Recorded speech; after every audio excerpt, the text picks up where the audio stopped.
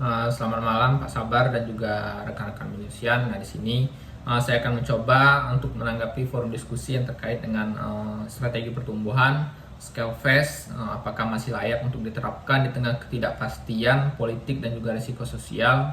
Lalu selanjutnya apa saja strategi alternatif yang mungkin dapat diambil di era ketidakpastian saat ini. Lalu selanjutnya apa yang pendanaan jenis apa yang mungkin atau yang mungkin saya ambil jika saya sebagai founder startup teknologi di Indonesia.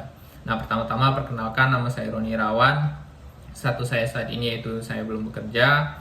Menurut pendapat saya yang pertama yaitu terkait dengan strategi scale fast di era ketidakpastian, menurut saya strategi ini kurang relevan karena kondisi yang penuh ketidakpastian politik dan juga risiko sosial yang tinggi yang membuat risiko ini menjadi sangat rapuh. Nah, selanjutnya strategi pendanaan ini juga memiliki ketergantungan yang tinggi pada seorang investor. Hal ini membuat startup rawan goyah, terutama ketika investor menahan modal tersebut.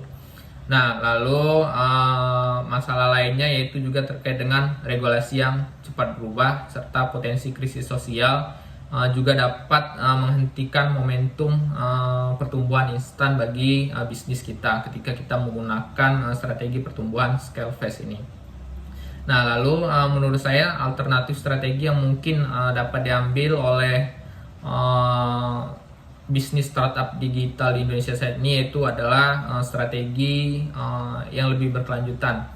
Nah, strategi ini yang pertama yaitu harus menekankan terkait dengan efisiensi operasional. Nah, dengan efisiensi operasional artinya kita dapat memiliki lebih banyak keuntungan yang dapat kita gunakan untuk pertumbuhan bisnis kita di masa yang akan datang. Lalu selanjutnya kita juga perlu untuk melakukan diversifikasi pendapatan. Nah, kita tidak boleh hanya bergantung pada penjualan. Kita dapat mengandalkan seperti subscription ataupun freemium ataupun model pendapatan lainnya yang mungkin dapat mencegah kita ketergantungan pada satu model pendapatan saja. Nah, jika sebagai founder startup teknologi, saya tentu akan mengejar strategi bertumbuh perlahan namun berkelanjutan. Hal ini saya pikir adalah strategi yang terbaik, terutama dalam menghadapi ketidakpastian dan juga di era VUCA saat ini.